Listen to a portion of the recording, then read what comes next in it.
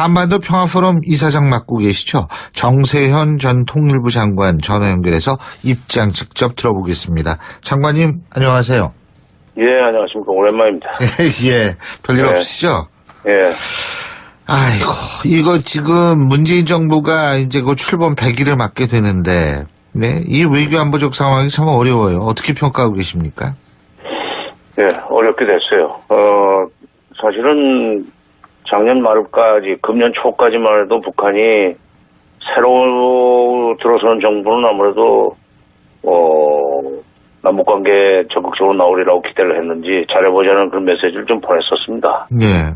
예, 그런데 이게 어떻게 상황이 바뀌면서 특히 내부적으로 자기네들 그 미사일 기술의 발전 속도가 빨라지는 것 때문에 정책이 바뀐 것 같은데, 네. 북한에.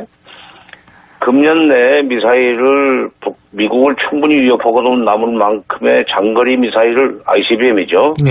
이런 걸 많이 개발을 해서 미국을 압박하고 들어가면 결국 미국이 1대1로 북한과 상대해주면서 그 북한의 여러 가지 요구사항을 들어주지 않겠는가 하는 판단한 것 같아요.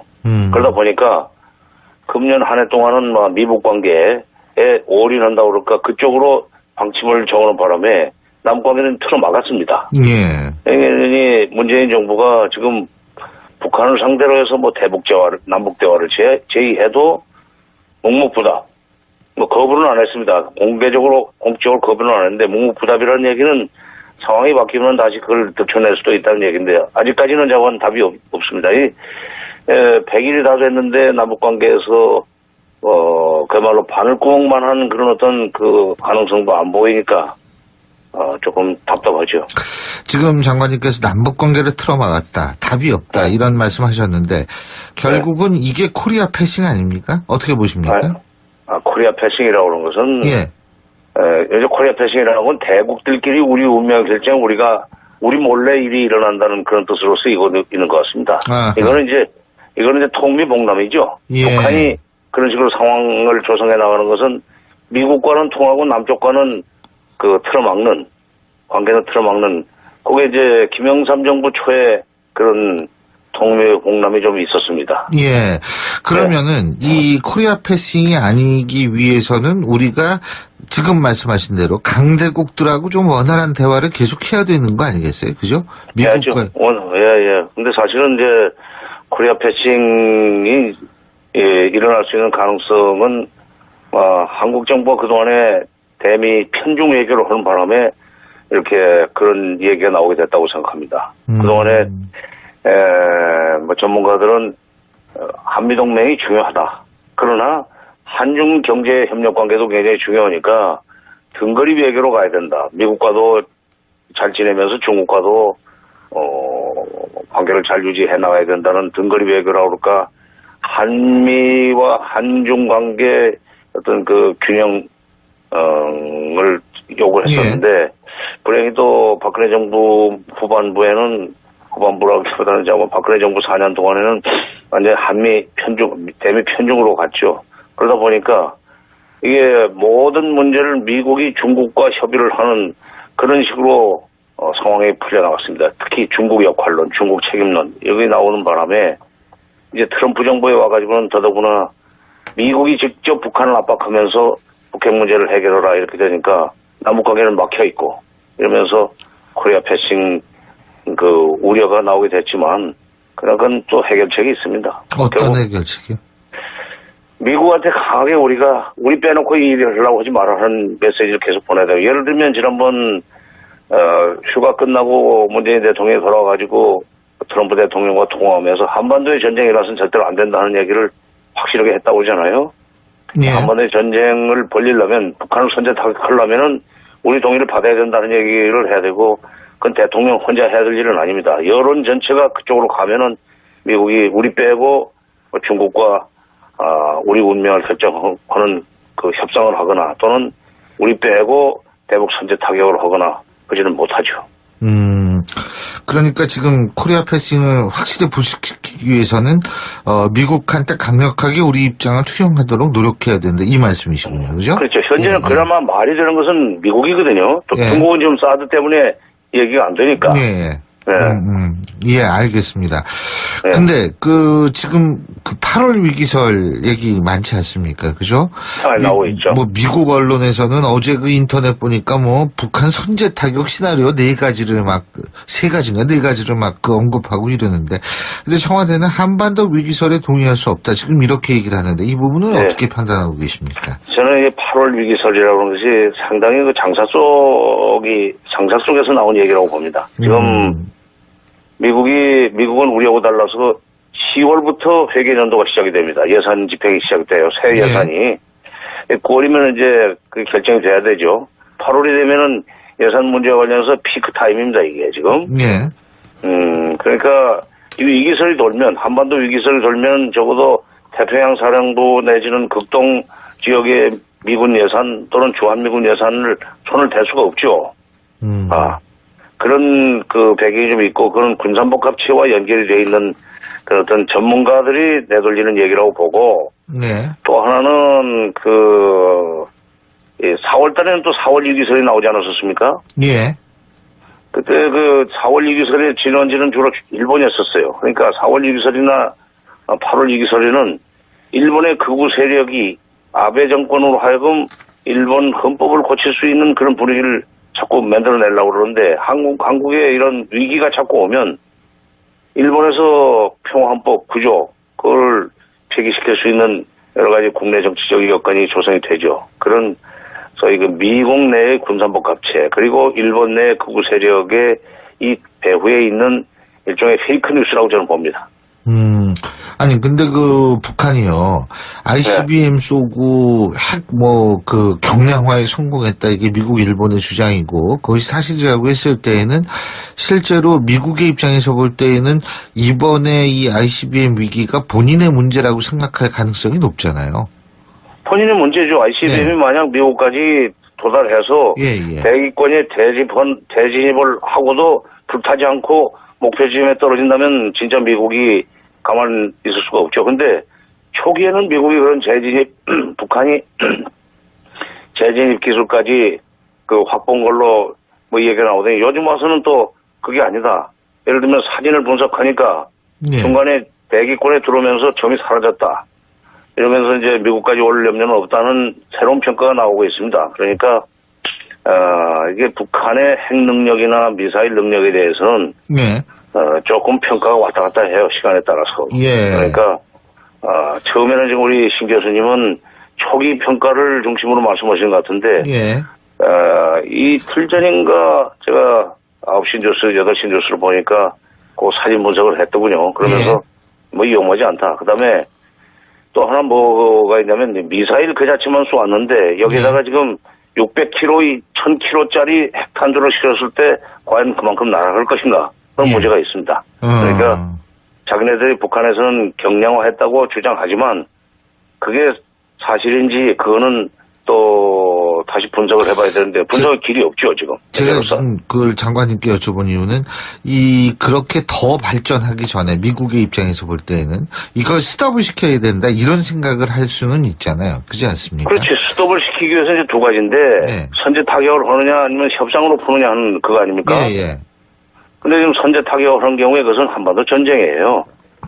6.25가 별겁니까? 그때는 6.25는 그때는 북한이 먼저 시작을 했지만, 이번에 여러 가지 원인으로 해서 핵이라든지 미사일 때문에 미국이 먼저 북한을 선제 타격하면 북한 가만히 있겠어요? 그러면 이제 반격하면 또 여기서 재반격해야 되고, 이러면은 이제 전쟁으로 번지는 거고, 가령 미군이 압록강 두만강까지 올라간다고 칩시다. 그러면은 물론 시진핑이 트럼프한테 전화로는 미국이 선제 타격을 하더라도 중국이 거기에 개입하지 않겠다는 얘기를 했다고 그러지만, 그러나 막상 미군한테 몰려서 올라가는 인민군이 압록강 두만강 건너 중국으로 들어가면 그걸 막기 위해서라도 중국은 개입을 할 겁니다. 6.25 때 그것 때문에 그런 거 아니에요. 6.25 때. 그러니까 그렇게 되면 미중전쟁입니다. 그래서 미국도 미중전쟁까지 감당할 수 있는 그런 용기나 능력은 없다고 봐요. 지금 미국이 벌려놓은 일이 많습니다. 그래서 선제 타격은 군인이나 그 강경론자들이 할 수 있는 얘기고, 미국 그 국무장관도 대화로 풀어야 된다. 심지어 국방장관까지도 선제타격도 할 수 있지만, 그러나 역시 대화로 풀어야 된다는 얘기를 하고 있지 않습니까? 예. 트럼프만 좀 왔다 갔다 하죠. 그러나 트럼프가 물론 대통령이긴 하지만은 그래도 국방장관과 국무장관이 그런 쪽으로 입장을 정해놓고 있다는 것은 그나마 우리한테는 다행스러운 일입니다. 오늘 문재인 대통령이 던 포덤이 합창의장하고 만나지 않습니까? 그렇죠? 우리 정부가 이 시점에서 어떤 얘기를 하고 어떤 요구를 해야 된다고 보십니까? 그래서 여러 가지 북한의 군사적인 그 행동에 대해서 견제하고 그것을 제재하는 것은 불가피하고 또 필요한 일이지만, 예. 그러나 전쟁으로 벌리는 일, 전쟁으로까지 가서는 안 된다는 얘기를 또 한 번 얘기해야죠. 예. 바로 이제 합참의장은 대통령의 명령을 받아서 바로 전쟁을 벌일 수 있는 그런 그 두 번째 위치에 있는 사람 아닙니까? 예. 그러니까 합참의장한테는 다시 한번 전쟁은 안 된다. 그리고 그런 일을 벌리려면 우리하고 반드시 상의를 해야 된다. 예. 당신네는 지금 뭐 미국 사람은 빼고 한국 사람만 남겨놓은 상태에서 선제 타격했다는 얘기까지도 시나리오에 나오던데, 이게 동맹끼리 그럴 수 있냐? 당신네 미국 사람은 죽으면 안 돼, 다치면 안 되고, 우리 한국 사람은 당신네 이 군사 정책 때문에 뭐 수백만이 죽어도 좋다는 말인가, 이런 식으로 좀 강력하게 어필을 해야죠. 근데 왜 박선원 전 비서관 있지 않습니까? 문재인 대통령이 외교안보 자문그룹 중에 한 명으로 꼽히고 있는데, 오늘 아침 조간신문에 이런 게 나왔어요. 봤어요, 저도. 예, 봤는데. 예. 전술핵 재반입, 김정 정권 교체를 위한 심리전쟁 개시. 근데 어떻게 보십니까? 네. 그 박 박사가 한때 캠프에서 일을 했죠. 예. 근데 지금 뭐 정부에 들어가지는 않았습니다. 예. 그러면서 문재인 대통령이 뭐 외교안보 책사라고 그런 것은 현실적으로 맞지 않는 얘기고, 예. 지금 대통령의 대북 정책이라든가 대미 외교안보 이런 것은 전부 팀이 짜여져 가지고 그 사람들이 대통령을 보좌하고 있는데, 지금 창밖에 있는 사람이 네. 뭐 얘기해가지고 뭐 영향이 있겠어요. 그리고 제가 볼 때는 조금 비현실적인 얘기를 합니다. 이 전술핵을 배치를 해놓으면, 예. 북한의 핵 보유를 기정사실화하는 것입니다. 네. 그런 일종의 이율배반적인 또는 모순이 있는 문제고, 전술핵 재배치는 그건 조심스러운 문제예요. 앞으로 북한의 비핵화를 요구 못합니다. 예. 거기선 그 양반은 북한이 이미 핵을 그렇게 가졌으니까 예. 균형을 잡기 위해서는 전술핵이 들어와야 된다 하지만, 균형을 잡겠다고 해서, 전력의 예. 균형을 잡겠다고 해서 전술핵 배치했다가 북한의 비핵화를 요구할 수 없는 함정에 빠진다 이거예요. 끝으로 간단하게 내일이 광복절인데, 문재인 대통령의 광복절 경축사에 어떤 내용이 담겨야 된다고 보십니까? 절대로 이런 미국이나 국제사회를 상대로 해서 ICBM 같은 걸 자꾸 발사해가지고, 예. 긴장을 조성하는 행위는 좀 제발 그쳐라. 이게, 절대로 피해는 우리한테 온다. 예, 예. 같은 민족끼리 이렇게 우리를 인질로 잡고 이런 짓 하는 것은, 예. 당신의 입만 열면은 우리 민족끼리라고 그러는데 이거는 그 원칙에 맞지도 않다.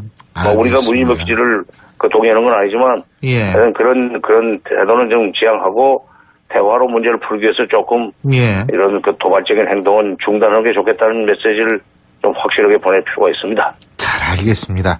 장관님 오늘 말씀 잘 들었습니다. 고맙습니다. 예, 지금까지 한반도 평화포럼 이사장을 맡고 있는 정세현 전 통일부 장관이요. 저는 후반부라기보다는 박근혜 정부 4년 동안에는 완전히 한미 편중, 대미 편중으로 갔죠.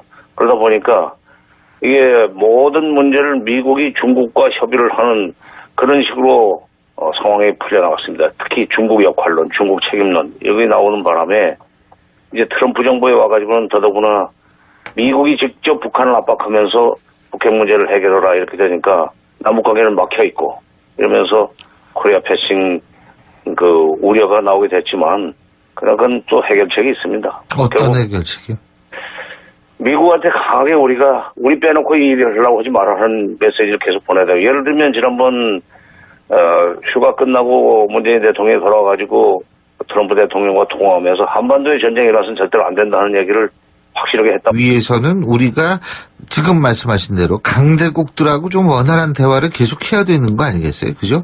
미국과. 예. 근데 사실은 이제 코리아 패싱이 일어날 수 있는 가능성은 한국 정부가 그동안에 대미 편중 외교를 하는 바람에 이렇게 그런 얘기가 나오게 됐다고 생각합니다. 그동안에 뭐 전문가들은 한미동맹이 중요하다. 그러나 한중 경제 협력 관계도 굉장히 중요하니까 등거리 외교로 가야 된다. 미국과도 잘 지내면서 중국과도 관계를 잘 유지해 나가야 된다는 등거리 외교라고 그럴까. 한미와 한중 관계 어떤 그 균형을 요구를 했었는데 불행히도 박근혜 정부 후반부에는 정책이 바뀐 것 같은데 북한에 금년 내에 미사일을 미국을 충분히 위협하고도 남은 만큼의 장거리 미사일을 ICBM이죠. 이런 걸 많이 개발을 해서 미국을 압박하고 들어가면 결국 미국이 1대1로 북한과 상대해 주면서 그 북한의 여러 가지 요구사항을 들어주지 않겠는가 하는 판단한 것 같아요. 그러다 보니까 금년 한 해 동안은 미북 관계에 올인한다고 그럴까 그쪽으로 방침을 정하는 바람에 남관계는 틀어막았습니다. 문재인 정부가 지금 북한을 상대로 해서 남북 대화를 제의해도 묵묵부답. 거부는 안 했습니다. 공적으로 거부는 안 했는데 묵묵부답이라는 얘기는 상황이 바뀌면 다시 그걸 덮쳐낼 수도 있다는 얘기인데요. 한반도 평화포럼 이사장 맡고 계시죠? 정세현 전 통일부 장관 전화 연결해서 입장 직접 들어보겠습니다. 장관님 안녕하세요. 예, 안녕하십니까. 오랜만입니다. 예, 별일 없으시죠? 예. 아이고, 이거 지금 문재인 정부가 이제 그 출범 100일을 맞게 되는데, 이 외교안보적 상황이 참 어려워요. 어떻게 평가하고 계십니까? 예, 어렵게 됐어요. 사실은 작년 말까지, 금년 초까지만 해도 북한이 새로 들어서는 정부는 아무래도, 남북관계 적극적으로 나오리라고 기대를 했는지 잘해보자는 그런 메시지를 좀 보냈었습니다. 그런데 이게 어떻게 상황이 바뀌면서 특히 내부적으로 자기네들 그 미사일 기술의 발전 속도가 빨라지는 것 때문에 아직까지는 자고는 답이 없습니다. 100일이 다 됐는데 남북관계에서 그야말로 바늘구멍만 한 그런 어떤 그 가능성도 안 보이니까 조금 답답하죠. 지금 장관님께서 남북관계를 틀어막았다. 답이 없다. 이런 말씀하셨는데 결국은 이게 코리아 패싱 아닙니까? 어떻게 보십니까? 코리아 패싱이라고 하는 것은 요즘 코리아 패싱이라는 건 대국들끼리 우리 운명 결정 우리 몰래 일이 일어난다는 그런 뜻으로 쓰이고 있는 것 같습니다. 이거는 이제 통미봉남이죠. 북한이 그런 식으로 상황을 조성해 나가는 것은 미국과는 통하고 남쪽과는 관계는 틀어막는, 그게 이제 김영삼 정부 초에 그런 통미봉남이 좀 있었습니다. 그러면은 이 코리아 패싱이 아니기